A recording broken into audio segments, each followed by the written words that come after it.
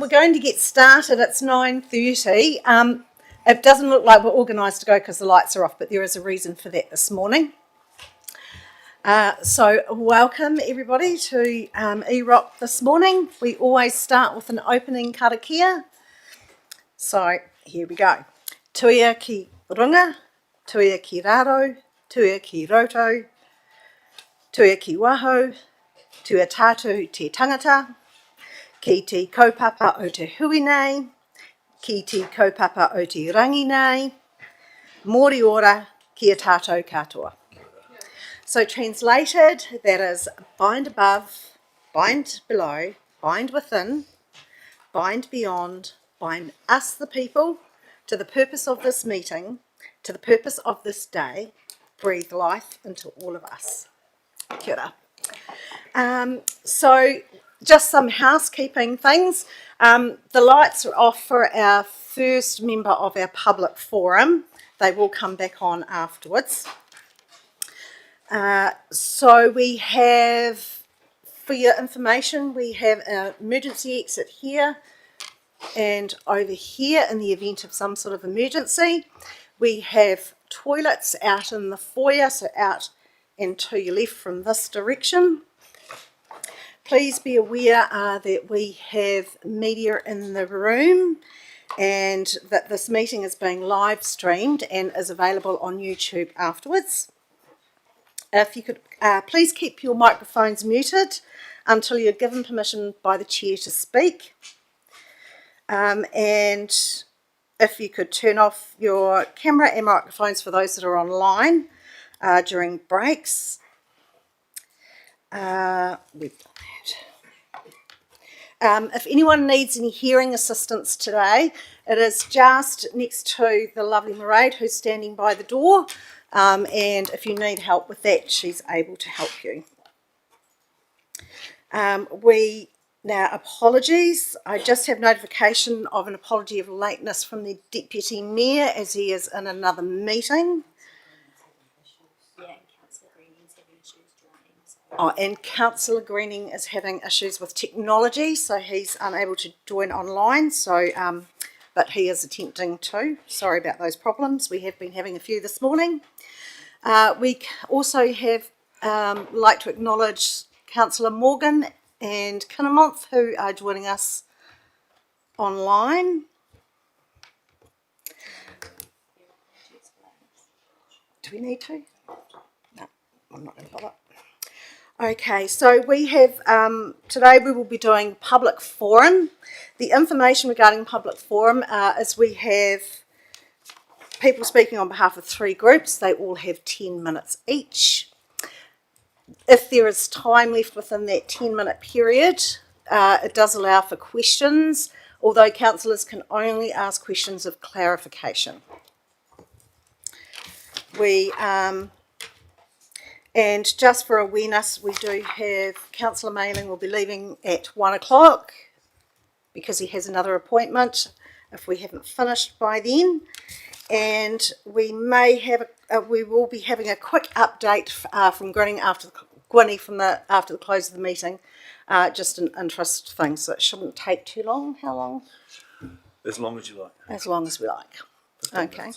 And just for some quick introductions, this is Rob, who is our Manager of Environment and Regulatory. Environmental Services. Sorry, I can't keep up with everyone's titles. And Deputy Chair is Celia Butler, Councillor from Golden Bay. And we also have staff along here who help us answer any questions. So, first up, there was a public speaker in the public forum who was going to be presenting us with a petition today. They've had to withdraw attending, but the petition has been presented to the CE. Our Chief Executive. Thank you for reminding me not to use acronyms. So first up we have Ralph Bradley, who has 10 minutes. We will have a bell that Kelsey will ding to give you a 1-minute warning towards the end. And Ralph is talking about the lighting display in dark skies. Thanks, Ralph. Thank you, Madam Chair. Good morning, Committee, good morning all. As you know, I'm a dark sky advocate and I'm here today to advocate for change to the district lighting, and I wish to include a short demonstration. To give my talk context, I want to cite an abstract from Dr. Elaine Gerard and Jeff Daly's 2025 research. I quote, "Artificial light at night, Alan, artificial light at night that is, provides many benefits to people, but the resulting erosion of natural darkness is increasingly recognised as a negatively affecting human and environmental health, scientific endeavour and cultural connection to the night sky." The first nationally representative survey assessed New Zealanders' attitudes and connection with the night sky, Alan, across the 5 domains of astronomy, environmental, energy consumption, public health and culture. We found New Zealanders strongly appreciate the night sky. 50% of respondents strongly or totally agree, and another 27% moderately agree that preserving dark night sky is important to them. I quote this to point out 77% of New Zealanders agree with concepts that preserve the night sky, and 77% is a large majority of New Zealand population and gives dark sky advocates like myself a strong mandate. In 2023, I presented to the TDC regarding a 150% increase in light pollution at the Dark Sky Park at Waiheke in just 3 years since it had been officially recognised as an international dark sky park. A memorandum of understanding with the Council commits the Council to protecting the park from light pollution, yet nothing of note seems to have been put in place to mitigate the growing pollution. I was assured in the 17th of August 2021 Ruben Pedersen report on light produced for the District Council would be actioned, yet nothing has been done. So in 5 years, nothing's been done about the Ruben Pedersen report, and in 7 years since the signing of the MOU with the Top of the South Dark Sky Committee, nothing has been done there either as far as I know. I cite these 2 aspects, and there have been many other approaches, to show the efforts we've made to seek changes to the lighting in the district. To that end, the Top of the South Dark Sky Committee, along with supporters, propose a district plan change to go hand in hand with Plan Change 81 and Plan Change 1, especially as it will create more housing and subdivisions and therefore more light pollution. We want to advocate, and please note that all lighting should be 100% shielded to well below the bulb so no upward light is emitted, but all light is directed down to the ground where it's required. Most LEDs only fractionally or partially shield. What we propose, and trust that you will include all the following into the 2 current district plan changes, Plan Change 81 and Plan Change 1, and a future district plan change. There's a strong mandate for such a position. Let me now demonstrate.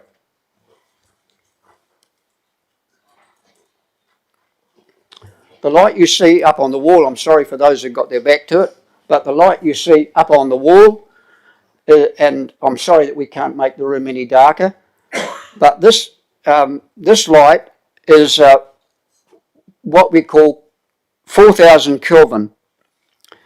Now, all light has a colour temperature, and the colour temperature is not to be confused with the heat of the bulb, but it's got more to do with the colour of the light.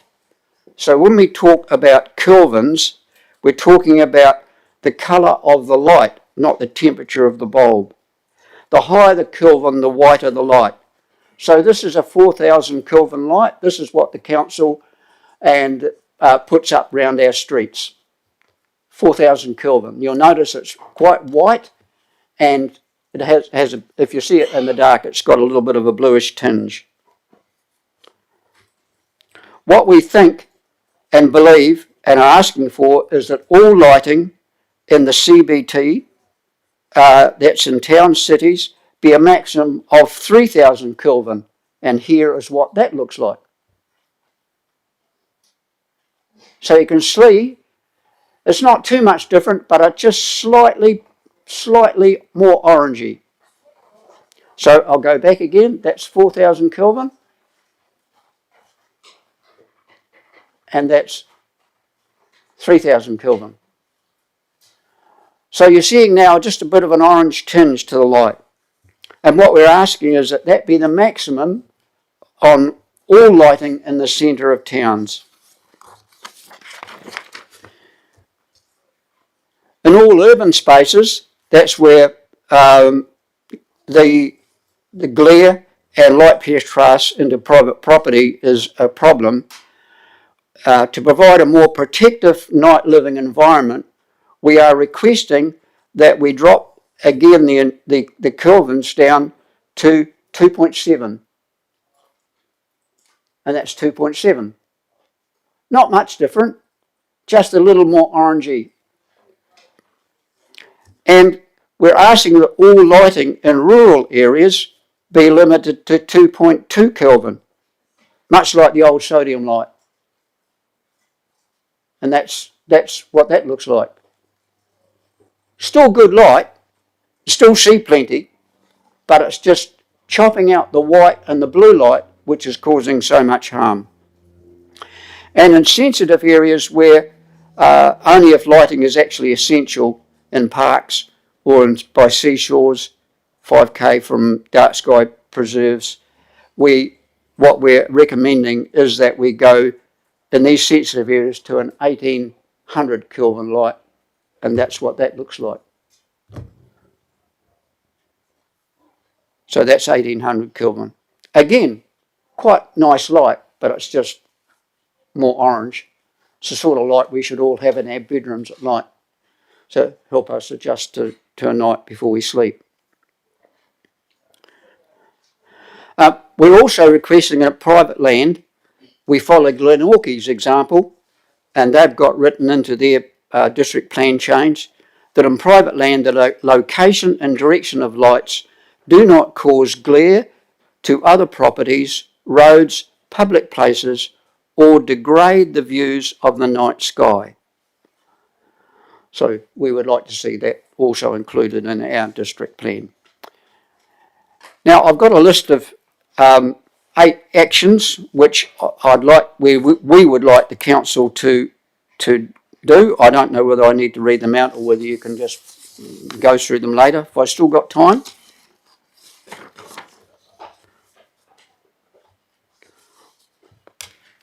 We would like the council to join the 77% of New Zealanders and support these dark sky protections and concepts and action them. We now know the majority wants this to happen. Secondly, we want you to take action on the basis of the Reuben Pedersen report on light, which you received in 2021. Thirdly, we'd like to include these dark sky protections in the Plan Change 81 and Plan Change 1, which are allowing for more development. Fourthly, we'd ask you to support and sponsor a district plan change as indicated to protect dark skies in the district before it's too late to do so. Fifthly, we'd like you to direct all land developers to abide by the lighting restrictions pointed out in those 6 points, 1 to 6. We'd like to see changes to the policy and the demands on light to allow fewer lights. Berryfields has as many as 6 lights at roundabouts, where 1 or 2 would be enough. We do not need lights every 50 metres or 100 metres apart, when 200 metres is quite acceptable. Or, better still, encourage bollard lighting that directs all the light down low to the ground. We think the present lighting should be reduced to 50% or 25% after 9 p.m. at night. Now, if I could just demonstrate that.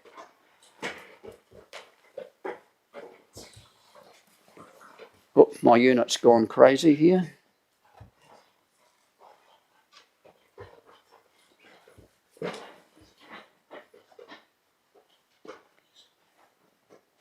That's 50%. Do you see any difference?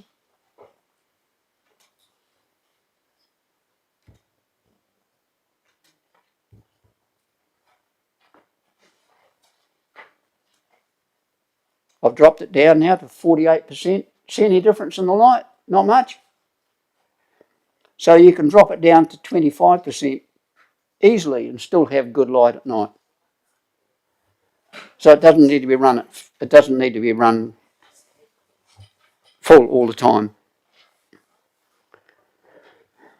And we would like the council to make continued efforts to reduce the lighting and light pollution throughout the district. For example, limiting the number of hours sports field lighting is on, requiring less lighting. If I've still got a minute, I had a ring from a lady in Seattle, from Seattle, who was in Richmond, and asked me, where can I find a dark spot in Richmond to see the stars? And and I said, if you're in Richmond, you won't see many stars, I'm sorry. But I directed her right down to the end of Queen Street, hoping that down by the river she might see a few stars. But she said she couldn't believe the number and brightness of lights we have here in Richmond. She said it's so much lighter at night than it is in cities like Seattle where she lives. Just a comment to throw in there. Thank you for listening, appreciate it. Thank you, Mr. Bradley. Are you aware that the Plan Change 81 is out for submissions at the moment, so you may want to put those into that. Do you have your notes? Are you able to leave those so that we have a copy of those? Thank you so much for presenting today. Next up, we have some students from Appleby School who are going to do a presentation for us. If you would like to come up to the table, and they will introduce themselves and then do their presentation.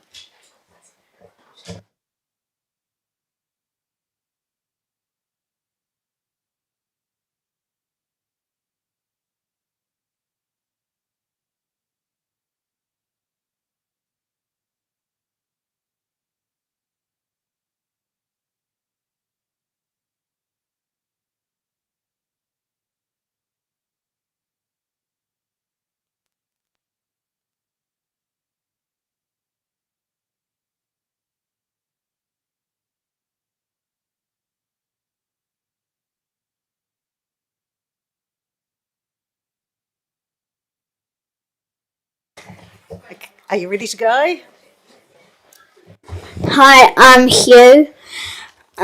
Kia ora, council members and members of the public. Thank you for having us here today. We are Hugh, Angus, Lydia, Nina, Gabe and Nina. We are a group of students from Appleby School. We are here today to talk about the problem of rubbish at the Waimea River near the Appleby Bridge. The Waimea River is our local awa and we have been studying the health of the waterways this term.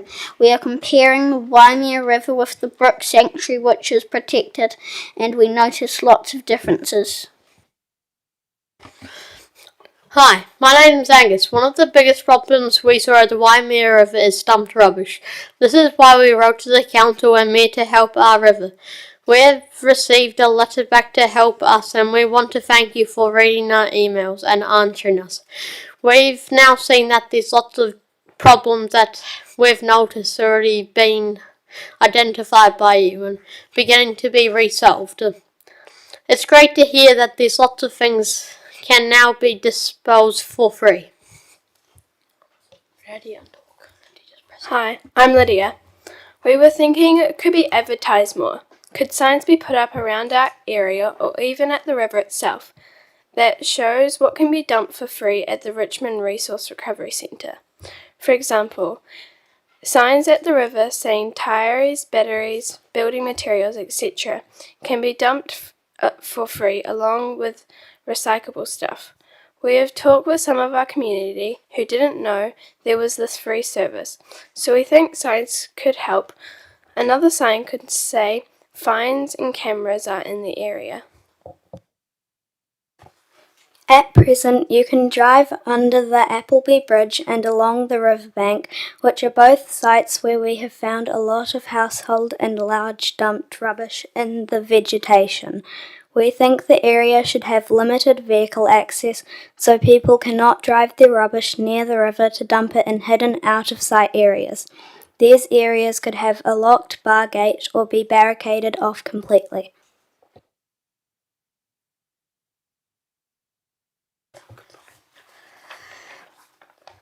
Other kids in our classes have already been busy making movies, slideshows, letters, etc. to our community to raise awareness of the problems we have found, and there has even been an organized Saturday cleanup on 20th of June, and a planting day is scheduled for tomorrow with the council and our classes. This enhances the area and shows the public it is important and cared for. Hi, I'm Nina. Thank you for listening to us and showing that you care about our river too. We are sure that there are other rivers in our area that need help and hopefully your plans will help them to all. Although they are concentrating on Waimea River, we would love all our waterways to be as healthy as Brook Sanctuary. Thank you again for your time and for having us here today. Oh, thank you so much. Thank you for all the wonderful suggestions. And can I just take this opportunity to thank you all for the work that the whole school's been doing in that area, and the clean-ups and the tidy-ups, and for doing that planting tomorrow.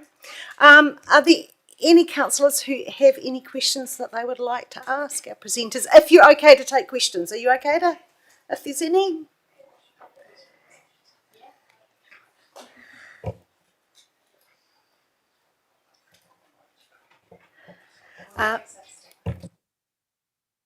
You certainly may, Councillor Ferniehone. Thank you. I just wanted to congratulate you on the bravery that it takes to come up and sit in that chair and speak to all of us. It's really, really encouraging to see young people who care so much about their environment and who have the courage to come in here and speak to us. So well done. You should be proud. Mayor Tim? Yeah, congratulations. You guys did a really good job. If you're creating little videos or stuff, if you share them with us, we might be able to put them on our social media, Facebook page and that as well. So if you ask your teachers or whoever's responsible for doing that and they forward them through to us, then we might be able to put them, get a bit more publicity for you in your work. So thanks very much. Thank you very much. Enjoy the rest of your morning. I understand you've got a couple of other activities while you're here. And again, thank you so much for all the work you're all doing. You've done a great job today.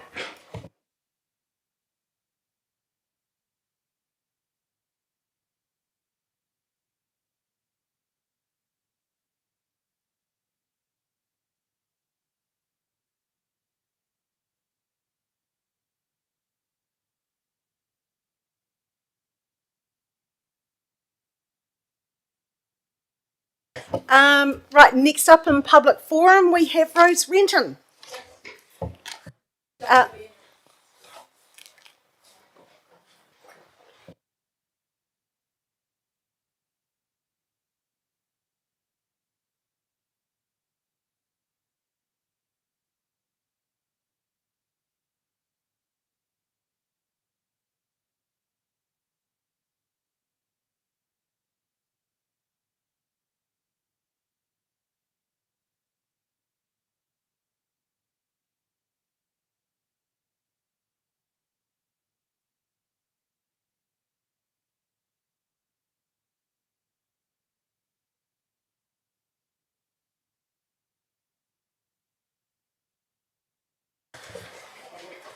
Right, Rose, just a reminder, we'll have the timer at 9 minutes and then finishing at 10. And you're well aware of the rules of public forum, I understand? Excellent, thank you. You can start whenever you're ready. Good morning, everyone. And thank you for this opportunity to speak and address the urgent matters affecting many of the Tasman rural ratepayers. My name is Rose Renton. I am a spokesperson for a community collective called Get Real on Rivers. My background briefly, self-employed for over 30 years, raising 7 children, a grandmother to 1, a business and property owner in Tasman, law reform following the death of my eldest son in 2015 with medicinal cannabis in New Zealand. I live on the main road in Springgrove between Brightwater and Wakefield. We were flooded in the 2025 extreme weather event and issued a yellow sticker. I spent the following weeks locating the breach at Barton Lane, met with a farmer and contractor in a hope of repairing a stop bank, to be informed that the whole river has an excess of gravel and it would be a waste of money to repair a stock bank when TDC refused to address gravel across the region. The stress of dealing with a flooded home twice, in June and July, insurance claims requiring a lawyer to move faster, replacing 2 vehicles lost in the flood, meeting various tradespersons, arranging for septic tanks to be emptied, cleaning up silt, installing new water pumps, removing 4 full skips of rubbish destroyed from the property, furniture, shed gear, whiteware, camping gear, drying out a house, no functioning bathroom, hiring a caravan for the twins to live in midwinter with no resolve from council. I started the Get Real on Rivers petition. Due to the stress this created, I stopped and focused on repairing my home and my business for my family. At the beginning of 26, I contacted TDC regarding the Barton Lane Ford Stop Bank breach. I was told it was not their responsibility and no work would be completed. An appointment was made with myself, John Ellis and Ian from Taylor's. Both listened to my concerns visiting Barton Lane. A follow-up call from John confirmed TDC were not prepared to remedy the Ford as it was not their land. The recent rain event in June meant we were woken at 3 a.m. to Tallinus Road emergency services being evacuated due to flooding again. This was a 5 to 10 year rain event, yet culverts, drainage and rivers cannot take this average volume due to being neglected for the past 20 years. The anxiety experienced at 3 a.m. as a homeowner in the dark, with the definite possibility of repeat flooding, is hard to put into words. I returned to contacting those in our Tasman community who felt as I did, ignored, pushed aside, not valued, or even worth a resolution for our safety. Interestingly, I have now been informed that the Barton Lane Ford that created the breach that flooded my home and the neighbours is owned by TDC. The Ford's concrete has backed up the gravel that meant the river had nowhere to go but over the farmer's stock bank and into our homes 5 kilometres north. There has been no excess gravel removed from this Ford to date. I have photographs of how close the water level got to another breach this last rainfall. At what point does TDC acknowledge their own neglect in this regard? It seems the more I dig, the more is revealed. Receiving a disturbing call one day from a local farmer in Tapawera, Dave McGaveston. His story is sobering and gut-wrenching to listen to. Why did Rob Smith, your environment manager, scuttle Dave McGaveston's 5 years communication with TDC to enable gravel reduction 2 weeks prior to extraction? If further life is lost due to river gravel height, will Rob Smith be accountable to the families?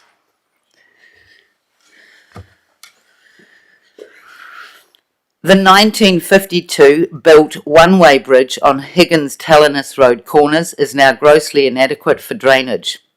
Alan Eggers of Higgins Road offered to pay half the cost to replace this bridge and was denied by TDC. This inadequate bridge is part of the reason why flooding repeats constantly on both Higgins and Tallinus Roads. Alan Eggers was informed the bridge replacement is in their 20-year plan. This type of neglect is beyond belief for those who live within a mile of that bridge. TDC knows its major cause of floods along with inadequate culverts along Telenas Road, yet have no plan to upgrade. TDC can and have approved their urban plan for a new subdivision on the hills of Higgins Road.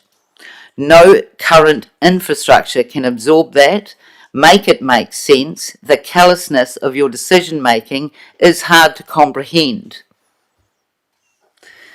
I am aware of the forestry across our region and slash being 5% of what was found on beaches.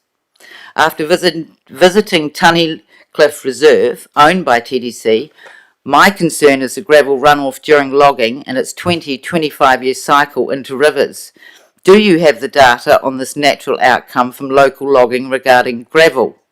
The cyclic harvesting of pine trees erodes the hillside and sends vast amounts of gravel into our catchments, increasing riverbed heights. Why has this not been addressed before now? The landowner is responsible for keeping the waterways clear on forestry blocks. TDC owns Tunnycliffe Forestry and its waterways are blocked. Fish and Game are in support of our concerns, offering to hold educational workshops on re-establishing the willow that TDC removed in the 80s for stop bank erosion. Your river management contractor is Taylor's. We are still waiting on the contract between TDC and Taylor's as requested in an OIA last month to understand this contract agreement and if it benefits the ratepayers. Why has this not been forwarded? Local smaller contractors are being pushed out of the tender process, yet urgent work is not being completed. We cannot lay blame towards these companies if TDC does not give them the urgent works to complete. Who or what is stopping the healthy competition amongst the contractors for a fair and equal tender process across the region? Sollies have been pushed out of repair works in Golden Bay, even if they have the equipment and charge a lesser rate. Carting rocks from the top of the Tākaka Hill to Tapawera when rock that is suitable is close by makes no sense. Ratepayers now absorbing the 9.9% hike, yet your contractor's tender process is not transparent, fair or equal and is simply not getting the urgent works completed. Your policies are harming our communities. Landowners are in the environmental court for protecting their homes based on information from TDC. Our insurance companies are asking what work has been completed to remedy any future flooding. Who at TDC wishes to deal with these questions from our insurers? Is that Rob Smith? If not, who? We have a list here of our requirements and requests from TDC. We would like your 5-year surveys and reports on riverbed gravel mean across the region. We request John Ellis from your river management be our liaison to the group. He seems to be the only man that makes any sense. We request your current schedule of upgrades and maintenance on all culverts, drainage for Tasman region.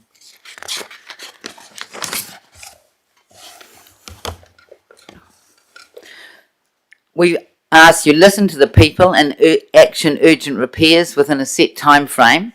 Agree to provide river, flood, gravel and related information to the community on request. Facilitate self-help for the community, including easy access information about relevant council support. Provide information on what can and can't be done by landowners. Stop prosecuting landowners who undertook emergency protection or remediation of their land in reliance on council advice. Your Antino app is your current communication to report urgent areas for repairs, culvert blockages, what time frame is given once reports have been made, and stop approving subdivisions on low-lying or unsuitable land without upgrades to culverts, drainage and infrastructure that is currently over 70 years old and inadequate.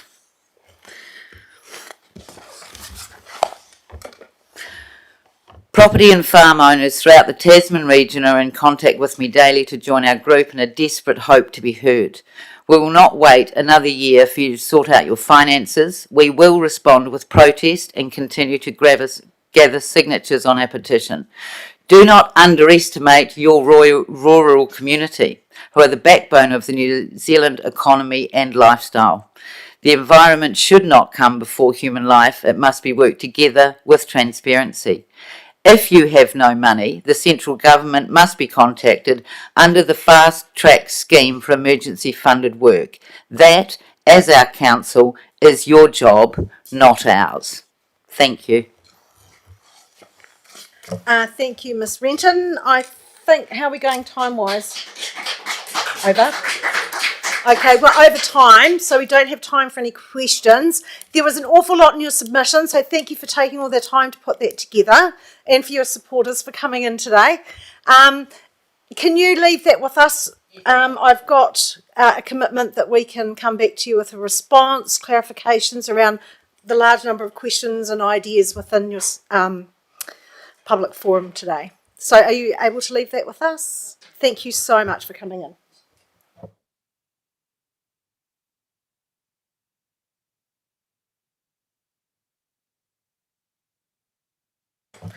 Right, next we're moving on to declarations of interest. Do we have any declarations of interest in what's on the agenda today? I haven't received any.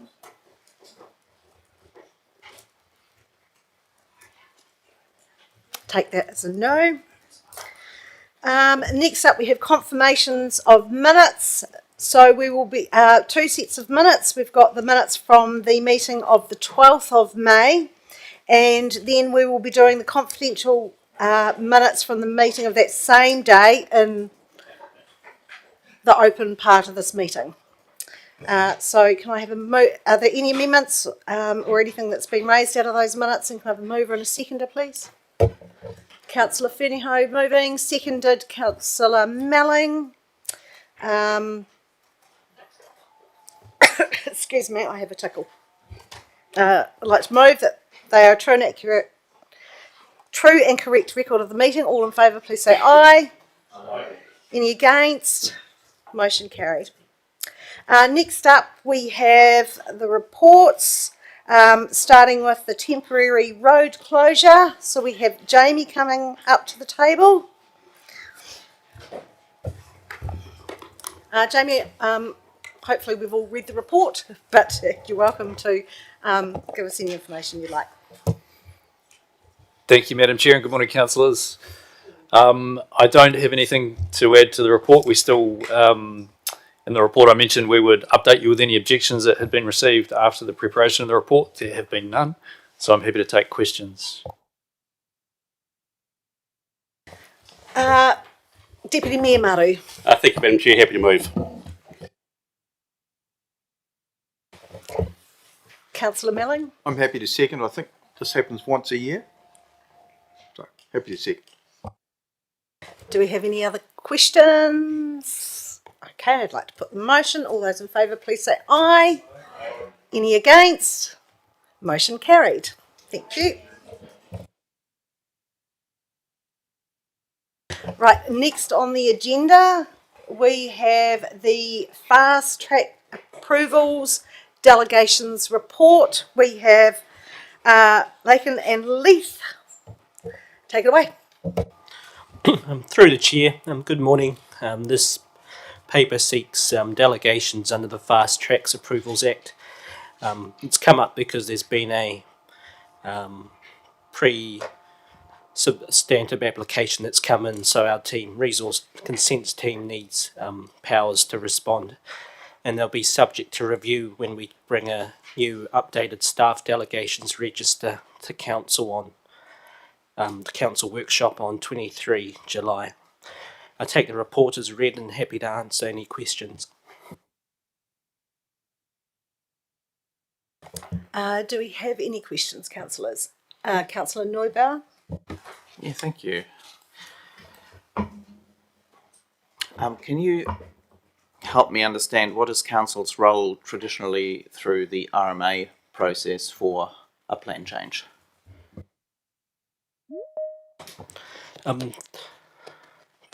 Through the chair, so under the Resource Management Act, council usually has a decision-making role. When it comes to resource consents, Not much about plan changes. Through the chair, unfortunately, Life, who has been working with us on this report, isn't in today. He's unwell. But plan changes normally go through the Schedule 1 process, as you're aware. So that means decision making sits with council on that. And I understand the fast track process has removed the decision making from council, but should we still maintain a governance role and understand the discussions that are going on?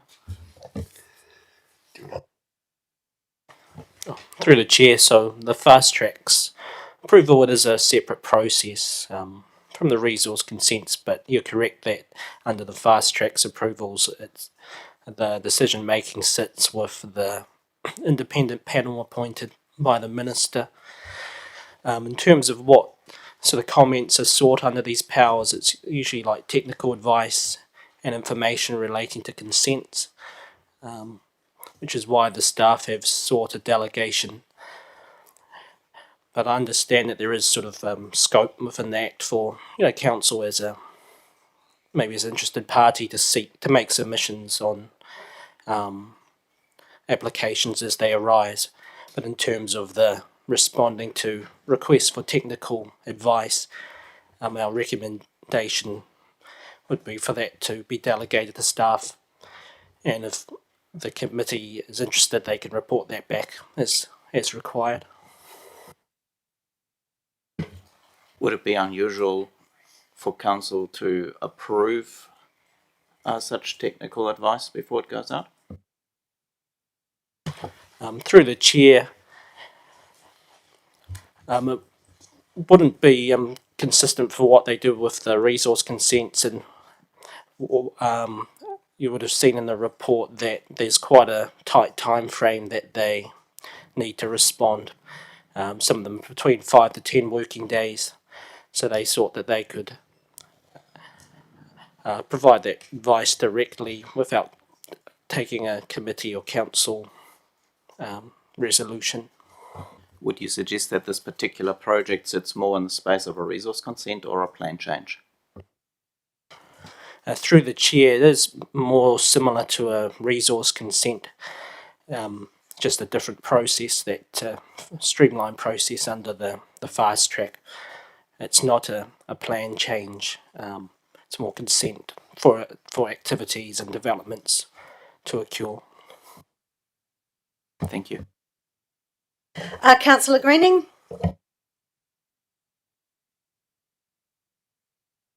Thank you. Apologies for not coming in earlier. I got sent the wrong link. Just a quick question. I'm just trying to understand why you're seeking this delegation, because I mean, if you weren't given this delegation, are you saying you couldn't provide advice to the committee? I mean, through the chair, they could still provide advice. They need it to be signed off by council or a committee, which they said that due to the short time frames that these come in, they would like a direct delegation. so basically the delegation is to accelerate the advice and bypass council review, is that right?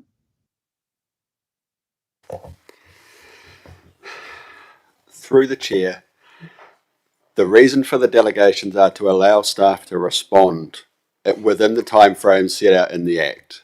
There is no intent to bypass council, but council is probably unable to actually meet and respond in the timeframes required, which I think Lacan sets out in the report are between 5 and 10 working days. Right. So, so you're trying to accelerate the process, and any advice you give will be presented to council, is that right? At a later date, obviously outside the 10-day. Through the chair, there's currently no requirement in the delegations, but that could be an option for them to report back as required. Well, if you didn't have it, you'd have to go to council, is what I heard your initial advice. If it's a timing issue, which it sounds that this is what this is all about, then happy to mitigate the timing issue as long as we're informed afterwards. So if some wording could be added to the resolution that enables that, that'd be great. Through the chair, if it's okay, I think you're thinking of this like a plan change. So this is just a resource consent process that's been hyper sped up by the government. This is not anything that we don't normally do day to day. It's just under new legislation, so the delegations need to match that legislation. The feedback to council, I would anticipate, would be via the normal 6 monthly reports by the resource consent manager, who would feed back on this. If the committee wanted a dedicated or a one-off report back on this, it could come through either a manager's report, or we could ask for a written commentary to be sent out to the councillors. But from your point of view, this is just day-to-day management for council. This is not some underhand way of doing another process. So the government's forced it on us. We're stuck with very tight time frames. It's not something that traditionally a committee would be interested in. Okay, I'm conscious that 6 months might be outside this very fast track process, and we wouldn't get our heads around it until well after the event is passed. That's all. Okay, thank you, Councillor Greening. Deputy Mayor Maru. Thank you, Madam Chair. Just two questions. First one is just clarifying it's technical advice we pass on, not opinion. Through the chair, that's correct. The power does say to give written comments, but the request they have been getting is in the nature of technical consenting and advice. Through you, Madam Chair, just the last part is, I get all the other bits. I don't get the power to appeal against a decision on a question of law or the power to apply a judicial review, because to me that would be timely to go through some other governance part in terms of the list of delegations that you're seeking on page, whatever that page, 66.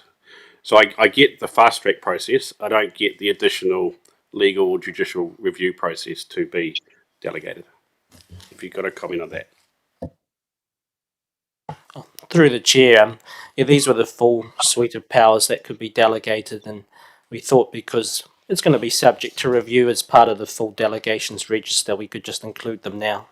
But you are correct in terms of the immediate application that's come through. Probably the powers that would be exercised within the next 3 weeks would be the ones for providing information and responding to comment. Thank you, Councillor Melling. Yeah, look, central government's taken some power away from us. They want to fast track things.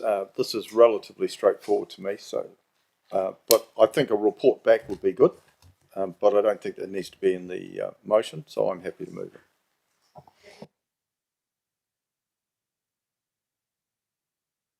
Right, next on the list we have Councillor Morgan. Through the chair, what I was trying to understand, you say it's a resource consent process and we would appear before the fast track commissioners. The land that's being, or the consent that's being sought, is that land within, what plan is it within our jurisdiction, or is it not in? And I ask that question because we've been talking about growth and, where we allow development, etc. I'm just concerned about these processes, about risk that puts on the council, where we may be drawn into capital expenditure on these consents where we haven't provisioned for it, or it actually doesn't work for us. So can you comment on the nature of the consent and where it sits? It is in Plan 81, or where does it sit? Through the chair, so the applications for a subdivision, the Tahimana subdivision in Stagecoach Road, Tasman, for 145 residential allotments. I understand that's west of Ruby Bay. I don't know personally if that's affected by Plan Change 81. And that would be a decision for the, question more for a resource consent policy person. But yeah, so it's basically an application for a residential subdivision And in terms of, you had a question there about costs. There is power under the legislation for a local authority to recover costs from an applicant. So the time we spent on that, there would be power for us to recover some money. So it's cost neutral in terms of that. It's mostly staff time that will be the cost. Well, we've had a lot of discussion on this, and we've been told that if people do subdivisions and they're not within our planning requirements, they cover all the capital costs. And so I'm just trying to understand in this situation, presumably there'll be more, that the council is not drawn into a capital expenditure that it hasn't planned for.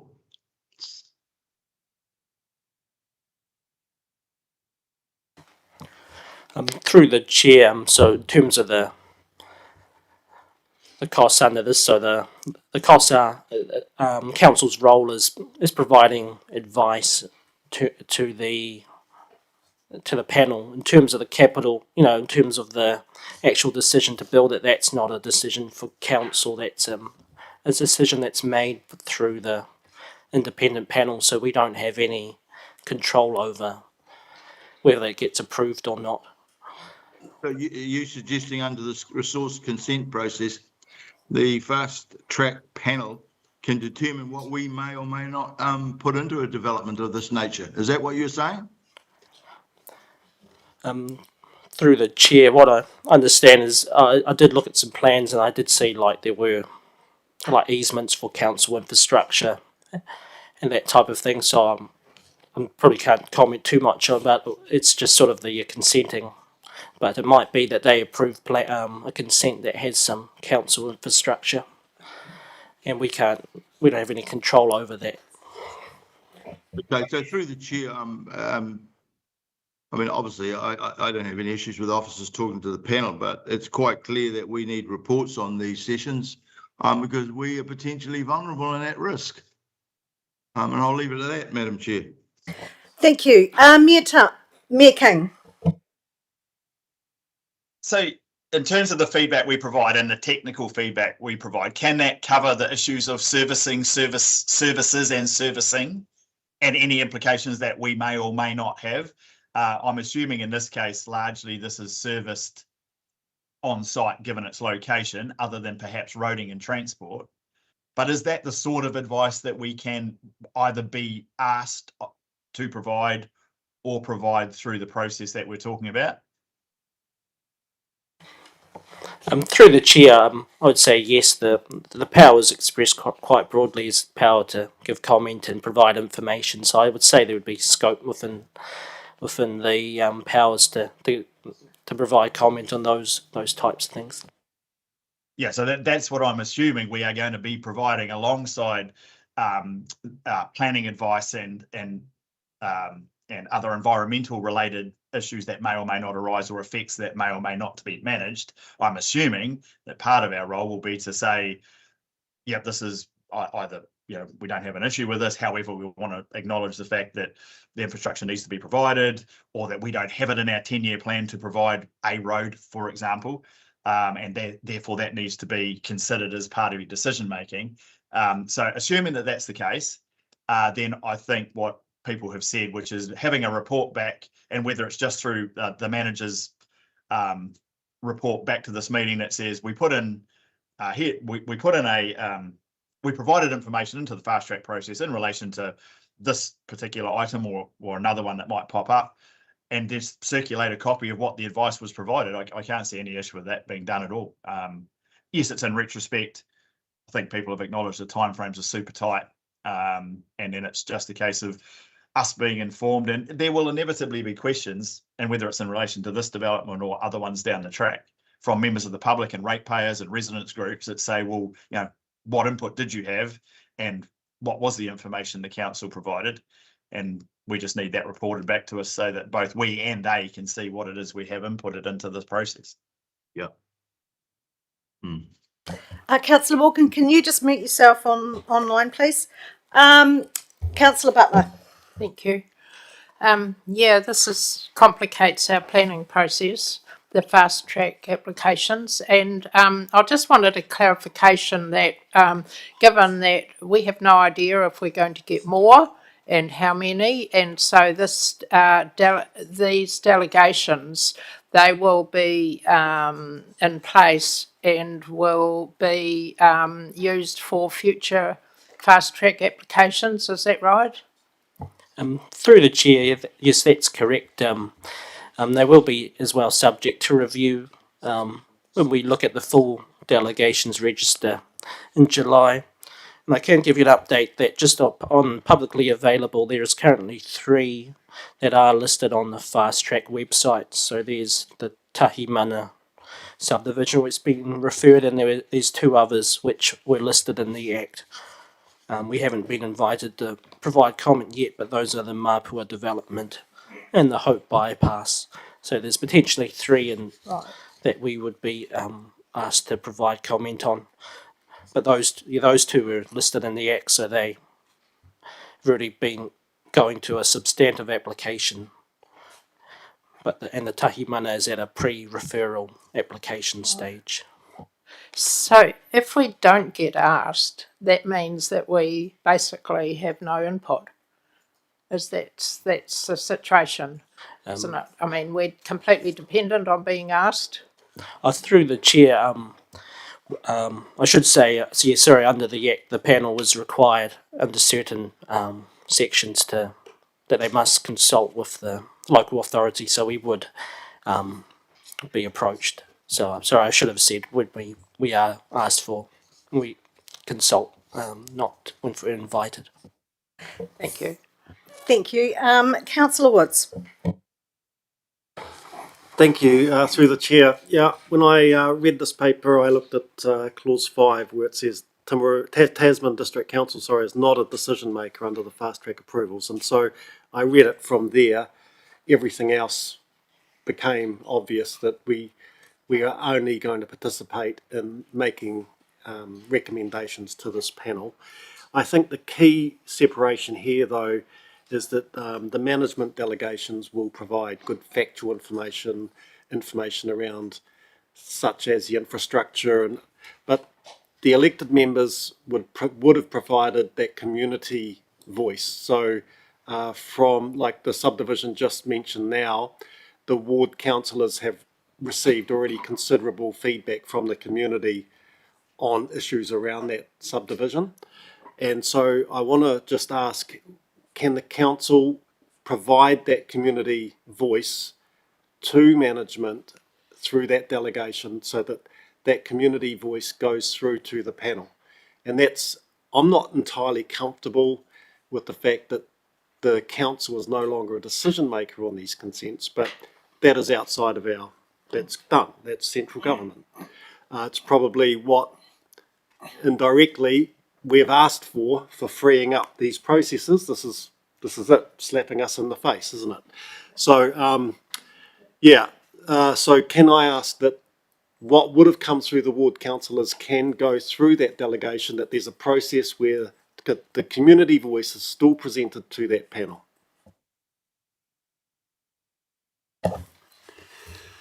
Through the chair, yes, you can provide that feedback to officers and they can incorporate that into any responses as appropriate.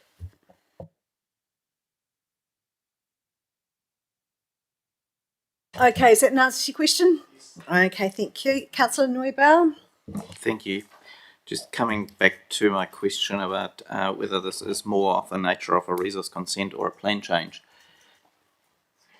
Surely a resource consent decision or question of the size of Tahimana would be sitting in a non-compliant space, and wouldn't that automatically trigger the need for a private plan change?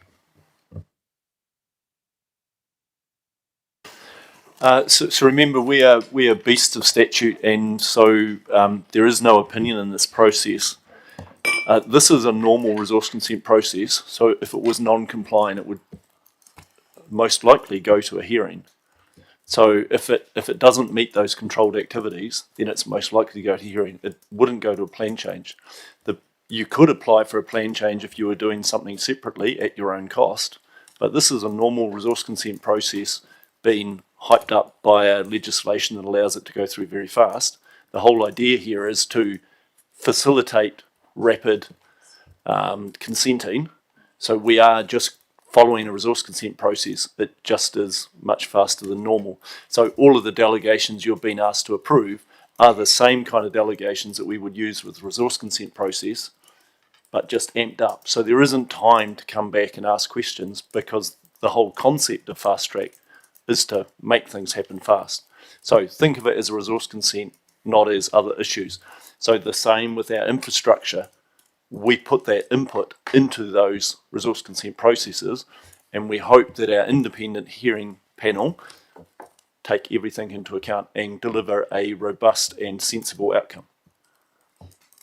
So would it be possible going forward that a private plan change would be utilising the fast track process and the same delegations? Through the chair, I'd have to come back on that one. I haven't heard of anything like that happening. Fast track is about the resource consenting process, so speeding up access to do what people want to do. Thank you. Right, and did anybody second this? I don't know that Councillor Butler will second it. Councillor Milling, is it okay that we note that there's a add-on to your recommendation? You approve of that? I just wanted to note that this is so that our staff can do their job as required under the law, and I think it's quite important that we get it through. So it's been moved by Councillor Milling, seconded by Councillor Butler. All those in... Oh, Councillor Greening, sorry, I didn't see your hand up. Do you have a question? Yeah, just a clarification, really, given the comments that were made by staff, especially in relation to PC 81. My understanding is that after the expert panel, fast track panel have formed their recommendations, those recommendations come back to council for approval or not approval, and then there are appeal rights depending on whether we approve or don't approve them. Does this delegation circumvent that, or will those recommendations from the PC 81 expert panel come back to council? Through the chair, so I don't understand your question. We're not talking about Plan Change 81. These are delegations under the Fast Track Approvals Act. Yeah, so it was mentioned also this could apply to Mapua, so I'm just seeking clarification that this is not undermining PC 81's fast track coming back to council for approval. Through the chair, the reference to Mapua was around another fast track application that we're aware of, but we haven't been notified of that yet. So it wasn't in relation to Plan Change 81, that's in relation to another resource consent process. Fantastic, that's the clarification I was after. Thank you. Okay, I'd like to put the motion. All those in favour, please say aye. Aye. Against? Motion carried. Okay, thank you very much. You want a quick break?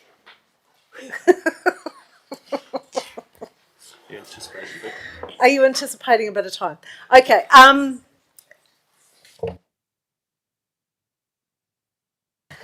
But can we go? I should see how we go. Thank you. Yes, if you come up to the table.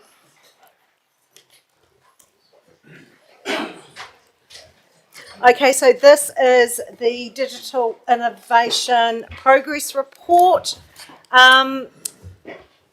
We've all read it, but if you'd like to speak to it, and then potentially it looks like we might try and get a break before we move into questions, depending on how long you guys want to have a discussion about it. Thank you very much. Through you, Madam Chair. Good morning, councillors. Before I begin, I'd like to introduce Chris Blythe. Chris Blythe is the Program Manager for the Digital Innovation Program. Many councillors who are new to this training might not have had the opportunity to meet Chris before. Chris and Pete will be speaking to the report. By way of introduction, this report comes before this committee for a couple of reasons, really. The first of those is in response to a question which was raised some time ago at Strategy, Finance and Performance with respect to benefits. And the second is a piece of work that was already in train to prepare a report which looked not only at retrospectively at what DIP had achieved, but also how we see the Digital Innovation Program changing and morphing into something that is going to support our organisation as we go forward, particularly as a means of supporting the conversations we're having in workshops around the long-term plan. So we took the opportunity to bring those two imperatives together, and that's what's constituted the report that's before you today. So, as mentioned by the Chair, we'll take the report as read, and I will hand over to these two gentlemen for any introductory comments that they might want to take, and then between the three of us, but largely those two, will take questions from councillors. Thank you. Through you, Chair. The report focuses on the benefits that have arisen out of the digital program so far. So it's a chance to review where we've come from and what's been achieved so far. We've talked quite extensively at the Goa workshop yesterday around the digital program and where the next steps might be. This one kind of focuses on where we've got to and what we've achieved so far. So Chris can maybe introduce the main points and then we'll be ready for questions. Kia ora through the chair. So I think it's good to reiterate that the original business case in 2021 wasn't looking at a sort of financial return on investment approach to this. This was an uplift of capacity, capability in the technical space. In that business case, it talks around cost reductions and efficiencies to the tune of around 1.5 million from this year. And that's sort of staying a fairly steady state as we progressed. And if in the report, we were able to pull roughly that number from benefits so far. So I think that's a good indicator that while the report talks about the challenges we have in measuring benefits, we have been able to demonstrate what was intended and what we're delivering through that business case. So that's probably the sort of main opening statement from me, I think. Thank you. Right. Do we have any questions? Councillor Butler. Thank you. Thanks for the report. I just am sort of seeking an understanding and perhaps a reassurance, and because it appears, and I have read the Zen report, that this is a two-stage process, and that we are getting the organisation to a certain stage of functionality. And then beyond that, it's anticipated that there be another stage which elevates the organisation to a higher standard of IT functioning. Would I be right in that?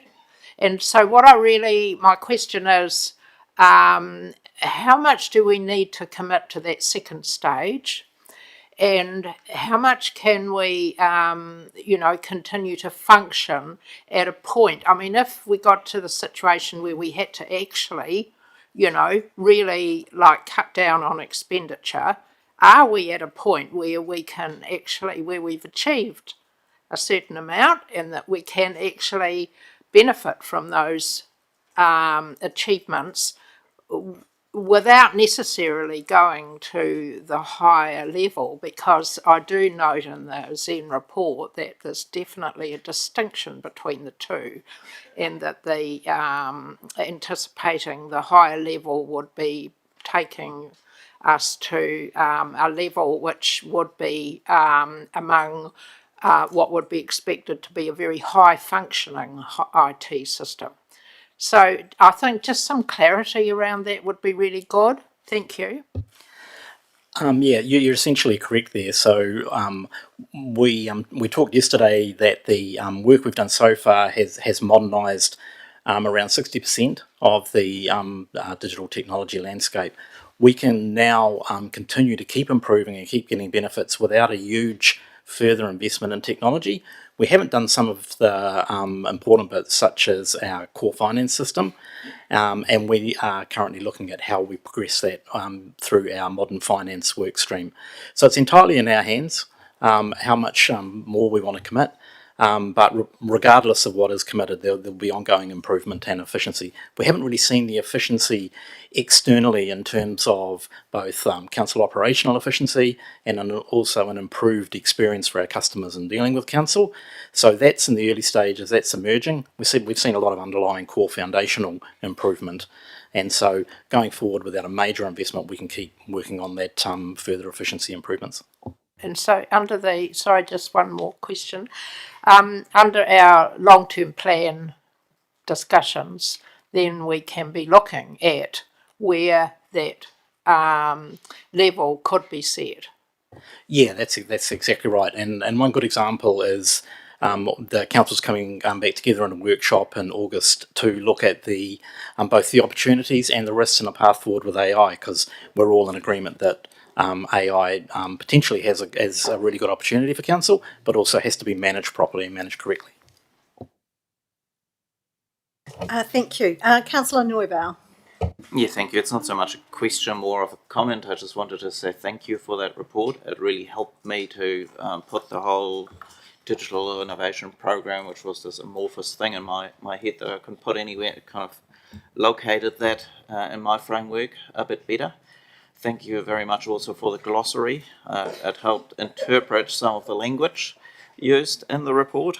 So if I understand the report correctly, then the digital innovation program was mainly about a level of service provision, an improvement that was desperately needed from what I could read out of it, and the real financial benefit improvements would be the second stage projects that would potentially be enabled through the LTP. So thank you very much for clarifying that for me, and I really appreciate that. Through the chair, I'll just add one comment. Thanks very much, Councillor. And certainly the intent at the start of DIP was to address risk, the risk to our systems, and the stability of some core council applications. And when I joined the council as a CIO, that was part of a strategic investment in addressing risk and addressing the stability of those core council applications. And that's largely what we've been doing and what we report in the document. Peter, did you want to make a comment as well? I was just going to make a comment that through you, Chair, that I almost led with an apology this morning, because we talked a lot of technology and figures and stuff yesterday, and there's even more in this report. So it's heartening to hear that it actually served a purpose and didn't just make people further confused. Oh, always need a glossary with those reports for me too, so I appreciate it as well. So, Councillor Greening.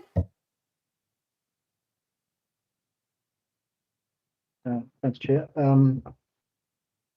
I think, and I've mentioned this in the workshop, I think what would really have been useful to put it more simply, because I think the report was very wordy, and the fact that it needed a glossary probably reflected that. For simple understanding, I think a bar chart that outlines the program, the budget, the spend, where we are with the milestones, where we are with the spend, and if it's been completed, and at what was the final price, would have been really useful. And that wasn't in this report, but that would have been, I think, a very simple way of outlining what's been achieved and what hasn't been, and where we are with the process. So if there's a future report back, that would be really useful to add, and I've indicated that in workshops as well. I mean, from my understanding is this was a program about a Microsoft migration, Microsoft migration to SharePoint, which is the document management system, and a customer relationship management system, a CRM system. And potentially now we're staring down the barrel of, do we need to migrate the finance system?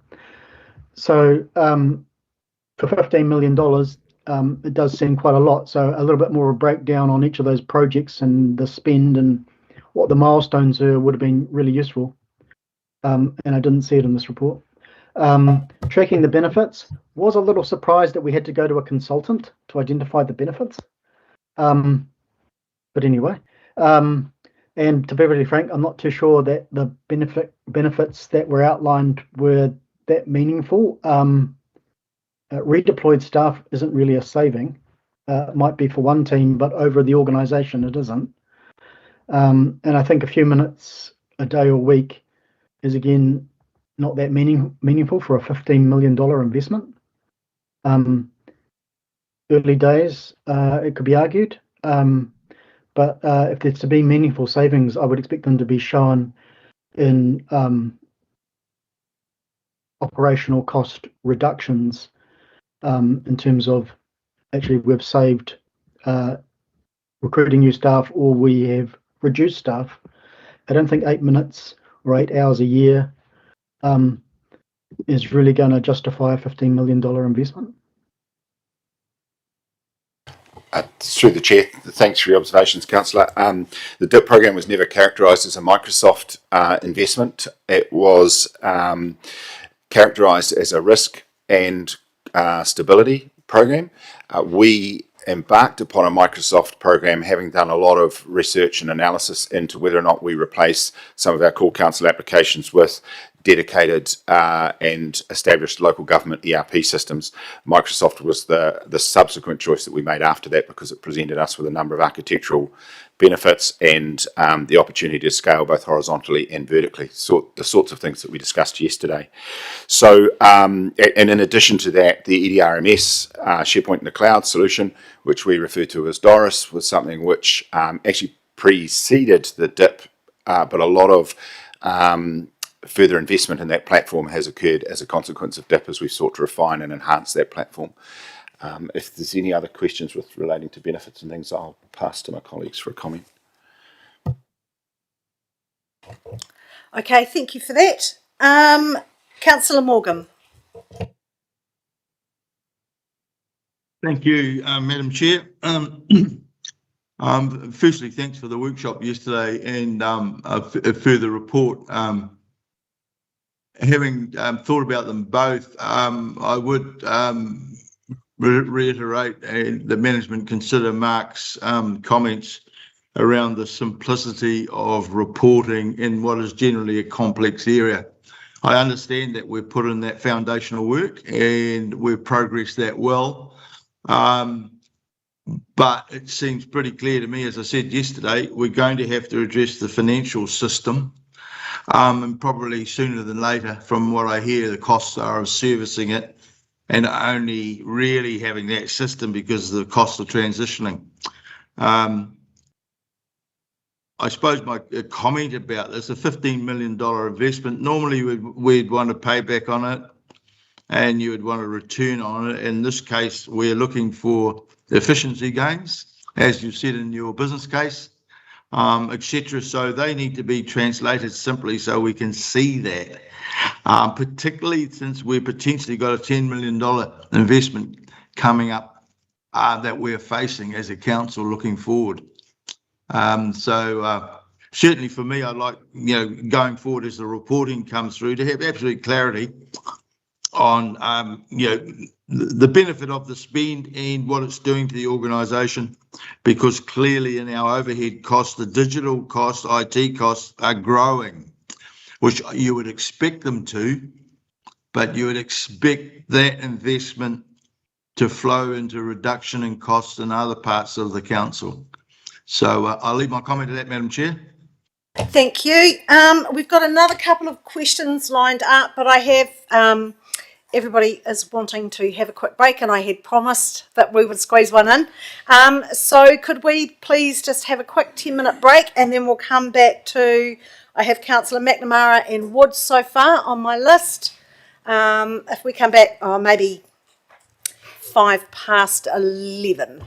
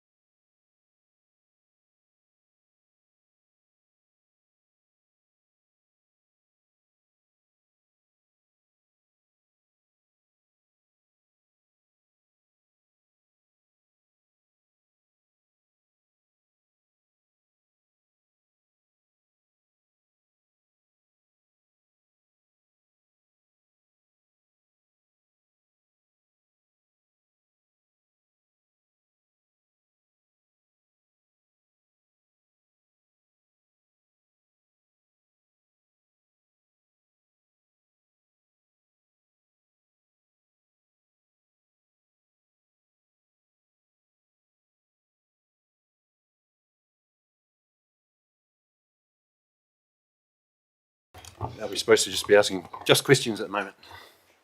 I don't know. If you Just would like to clarifying. make a comment. Thank you. Clarifying. Yes, thank you. Thank you, gentlemen. In terms of questions, the Lagoima 5 minutes we've saved, that's $5,000 a year. How much did it cost us to implement that system?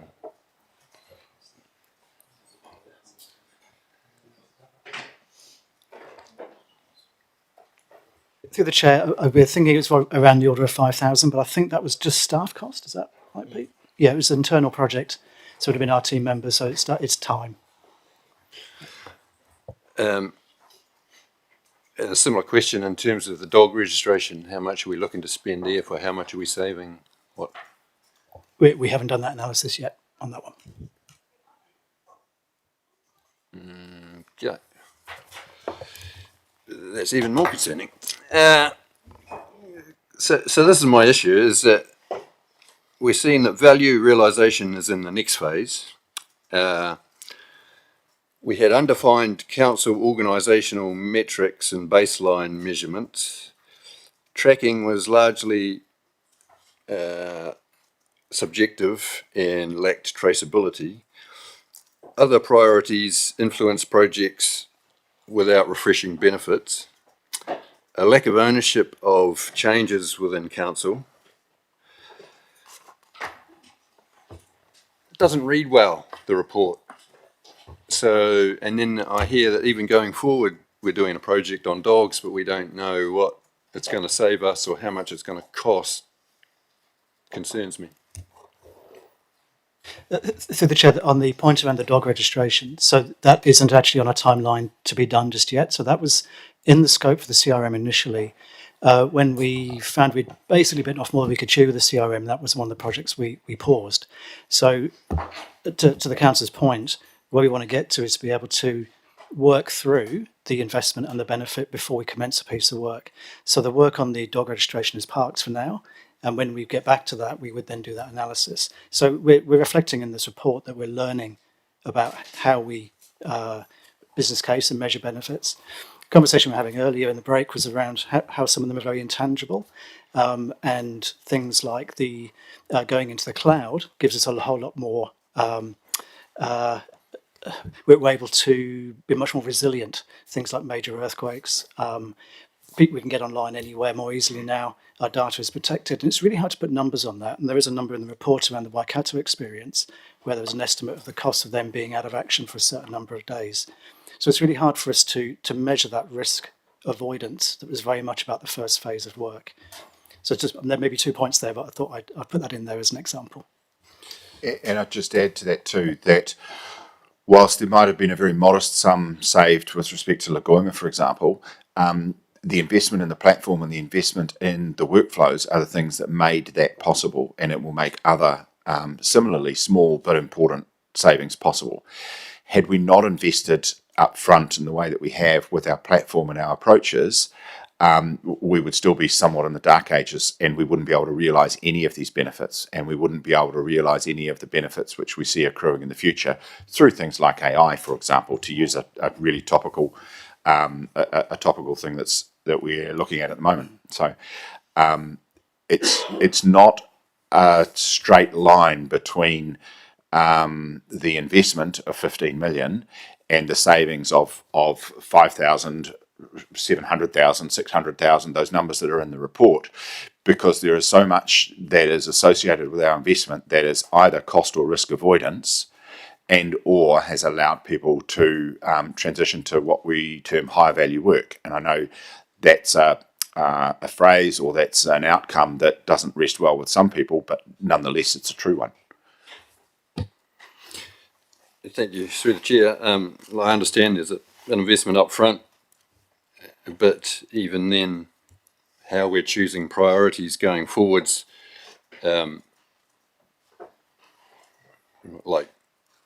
is we don't know how much we're going to save on dog registration. So where in the priority should that sit compared to something else that may see us actually making money back. I have a question on 52. You mentioned there were 220 hours of staff time, which was 22,000 per annum. It's $100 an hour. I'm just wondering how you got that figure, given our charge out rate's significantly higher than 100. Yep, I can answer that through the chair. So that's a number I was advised by our finance team. It's a median amount that covers the cost of the overheads as well. It's quite a challenging number to work out. We need something which we can at least use as a dollar figure in there. So yeah, it can be queried, but that's the number I was given as a good place to start in terms of applying staff costs to time saved and so on. I'm just thinking for people reading this report who have had staff time billed to them, it's significantly more than $100 an hour. We mentioned that we're 50% reduction in carbon emissions locally. I mean, if we were at all concerned about carbon emissions, whether we have them locally or not, seems a bit of a moot point. So our digital transformation struggles to translate into measurable gains at an organisational level. And you go on about many organisations report they achieve less than a third of the expected impact from digital investments, etc. How many are many organisations? Where do you get many organisations from? Because I could give you many organisations that have achieved significant reductions. So through the chair, so that's some external research. The references are in the report. The point we're trying to make there was that we're not alone. We're explaining this is a very difficult thing to achieve, but there are many other organisations with much more money than we have also struggling with it. So we wanted to give some comparison with both the public sector and the private sector to explain that we're not outliers, I guess, in this experience. And through the chair, I think I said yesterday in the workshop that one of the difficulties for technologists who are trying to make transformational change is that oftentimes scope, time and cost are targets that are not hit all the time. And our report here points out exactly the same thing.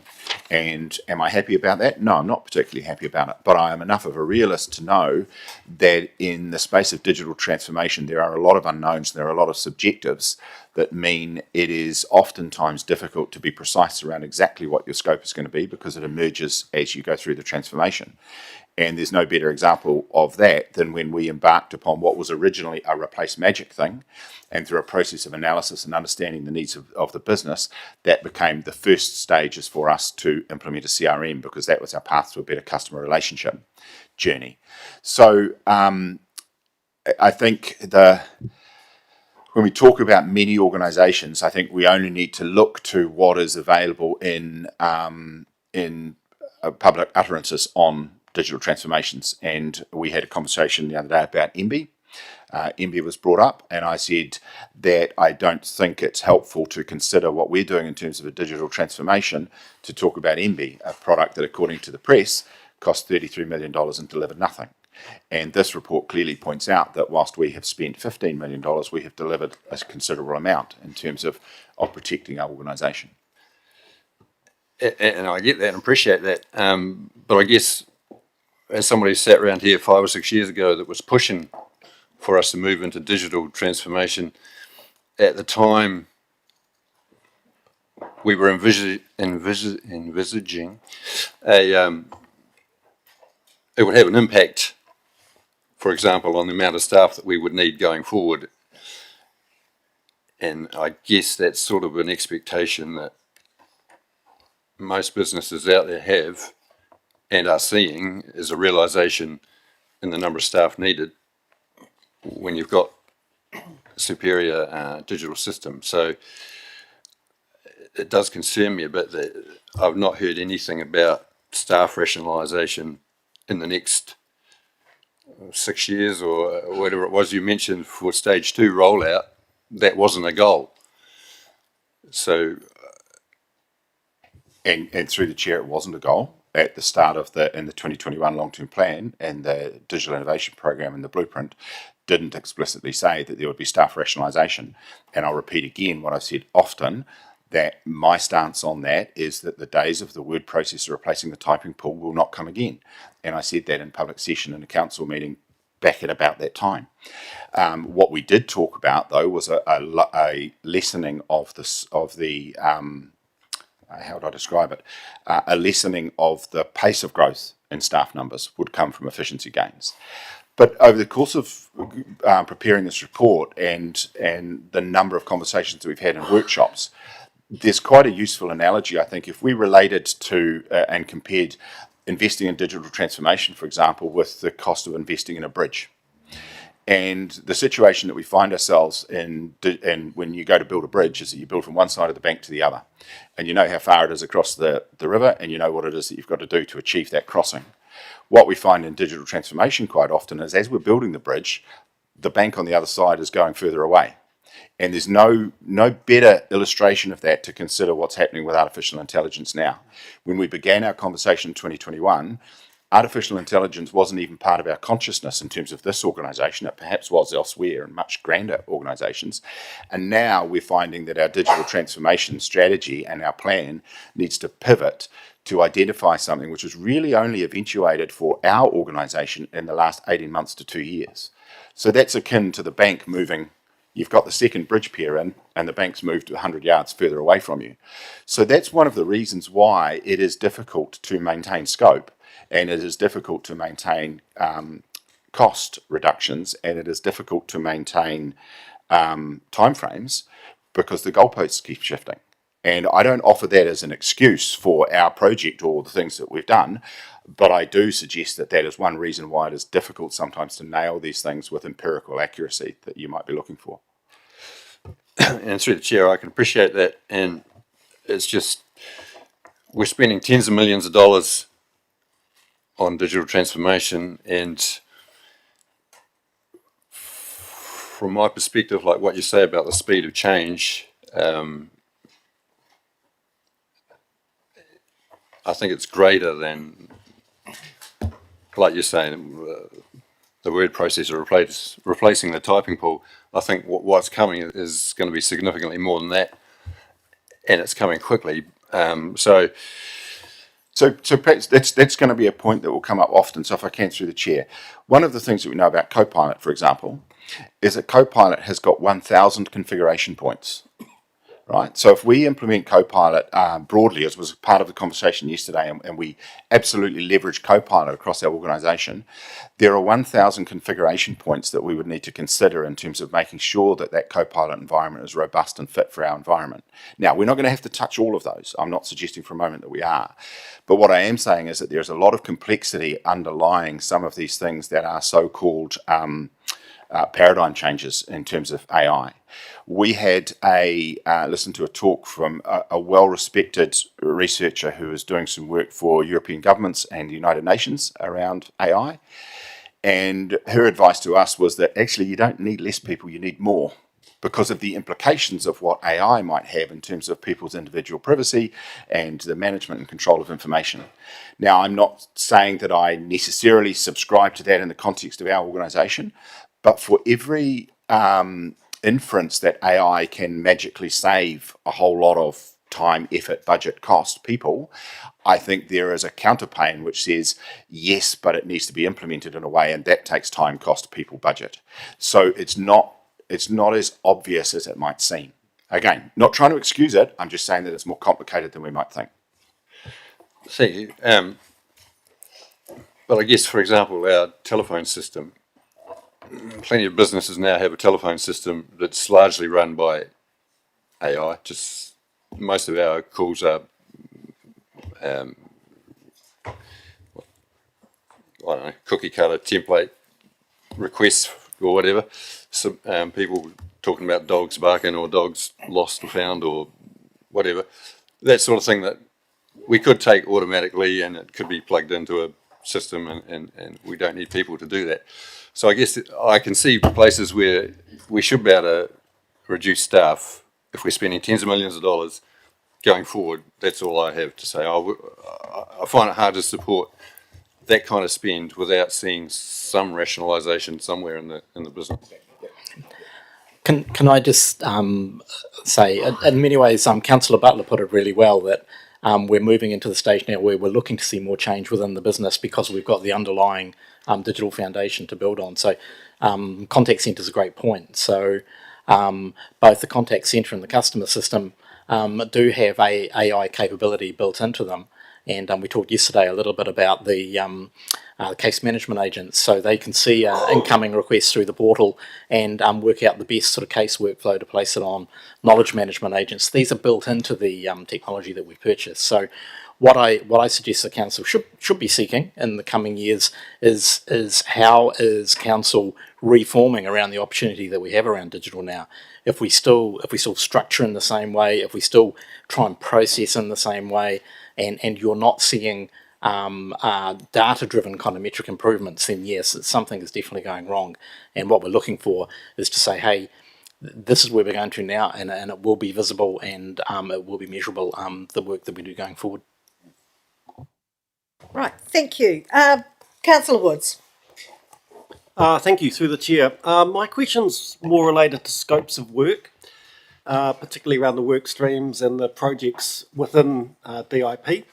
So during the workshops, we've heard, a number of different areas of the council, Rob's science team, financial, customer relations, all coming to us with their own particular aspirations for digital investment, apps and hardware and everything like that. When I think of this project, the DIP, I think of you are providing the core infrastructure. Longer term projects are going to be around for a substantial period. The apps and hardware at staff level will come and go, probably on a shortened rollover, and they'll have their own budgets within their own departments or silos. But this is around that longer term. So can you just explain where you see your scope of work finishing, where the budgets are being picked up by those departmental budgets for their own digital work, and how that relates to where everything's coming back into data lake, to the financial systems, and that higher level digital part, which I think you here today is what you're looking after. Yeah, that's through you, Chair. That's exactly right. So we provide the digital core. Our Data and Insights program provides the enterprise data platform, the delivery of data through our data portal, both internally and externally, are the business workloads that we work with moving forward. Now, with the enterprise data portal, it is a core for data to be held, but also a bunch of smart tools to do good, interesting, hopefully productivity improving outputs from it. For each of those projects, whether it's an environmental project, whether it's an asset management project, whether it's a regulatory project, it'll need to have a requirement while we're doing this. What is the win? What does it cost? How do we know when we've been successful? The ongoing costs, because data sitting on the enterprise platform is just at the core, but when it's used, when it consumes the functionality that's built into the system, it accrues cost. So if you're a science team and you want to model rivers, and then in the data portal, you will have a lot of opportunity for doing really smart stuff in there, but it will cost money as you do it. So you're going to have to make a business decision on why are we doing it, what is the benefit out the other side of this, and if it stacks up, then we do it. And that cost will be the business, not with the digital team. We'll still be maintaining the underlying core, but the business will be taking more ownership and control of what they want to do, how they're going to do it, and how they can do it efficiently. And I'd just add on the end of that, we are seeking more and more investment from the business and from business-driven decisions. So I'm almost certain you'll see that coming through the go from Sue, for example, with respect to modern finance. We want to shift those investment decisions away from IT and centralise, this is what's good for you. to a model where the business is saying that these are the things that we need to be successful. And the IT group will maintain those architectural principles that make sure that, yep, you can have that so long as it talks to this, that, and the other thing. But it's the business that should be making the decision about where that investment should lie. It has been something which has been an objective of mine for a number of years to shift that spend. We point out in the report about some of the difficulties that we've had with organisational maturity. That's not to be disparaging of my colleagues and other departments around council, but it does reflect that for many, many years, the investment has been centralised in an IT organisation, and there hasn't been much of that. So our organisation needs to understand what it means to be responsible and accountable for investment in technology, and they're picking that up fast. CRM was a game changer in terms of shifting that. So you'll see it increasingly going forward. Thank you, Steve. Yeah, because it did come across in the workshop that, sorry, through the chair, that the silo mentality is still present. And for me, a key metric would be the integration of those separate sets of data into, is it SharePoint we're using? Yeah, or Data Lake, and that everyone is working from that common set of data, and we're not operating in silos. I think that's the hurdle for any organisation going through that, is that change and transition.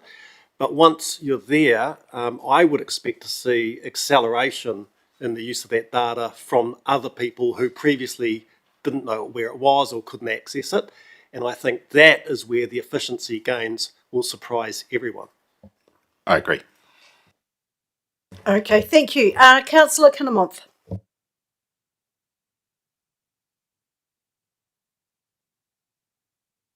Thank you. Through you, Madam Chair. I'm just trying to migrate my way through this computer here. So bear with me.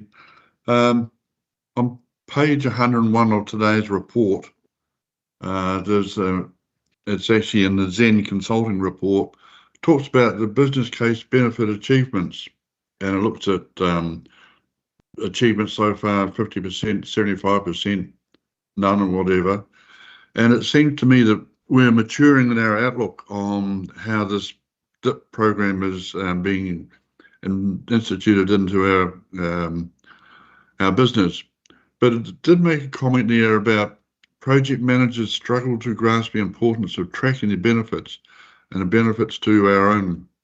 So I presume somehow other that this report and the comments on it are being taken on board, and that there's a program of works and deadlines coming forward to institute these improvements. I couldn't quickly see it in the report. So really what I'm after is confidence that the staff are aware that there needs to be some upskilling, and secondly that there needs to be some sort of finite resolution of when these things are going to be completed. So can you answer those questions? Yeah, I can through the chair.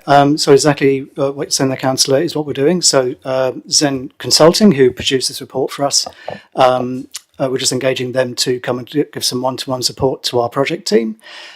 So in my time here, we started from a base of having very broad brush definition of the benefits, and we've implemented since then more detailed benefits maps for each of our projects and work streams, and asking the project managers to make sure they capture benefits at project level and baseline them, and have a review at the end, and we have a benefits register where we then capture what we're achieving. It's quite hard to get that rigor embedded, and that's where we're moving to next. So having a bit of external support will help there.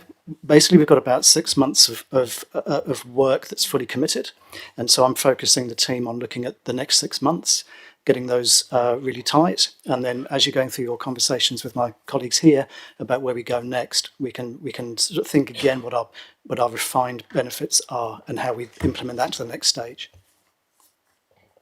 Thank you. Thank you. Thank you. Are there any other questions? Councillor Mellon.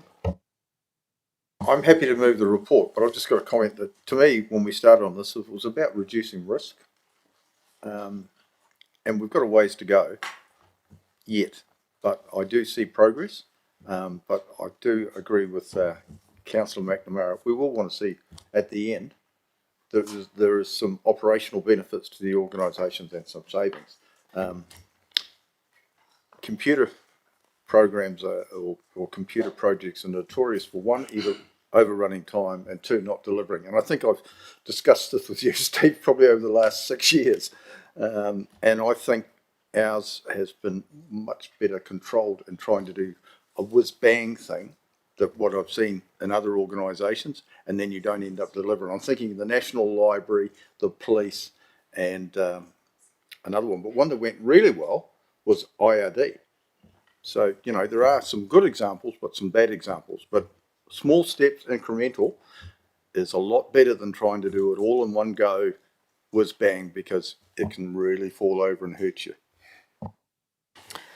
Through you, Chair, also just a point of clarification that we expect the ongoing and improvement and opportunity not to end when the digital program funding stops. It's enduring. We see this as a 10 to 15 year lifespan of this digital core that we're putting in. So I know it's a long time in terms of digital, but we expect to see the improvements keeping on going. But they'll be organisational improvements. They won't be more new technology. Thank you. Right, I have a seconder in Councillor Butler, so I'll put that motion that we receive the Digital Innovation Program Progress Report. That's a tongue twister.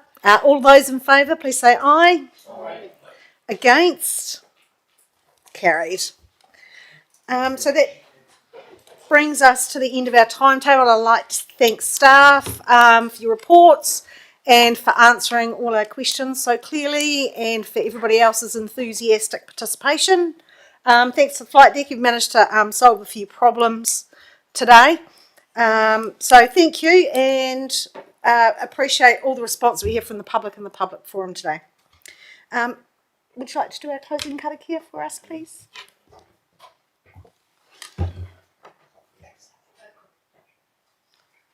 We pass those in the open.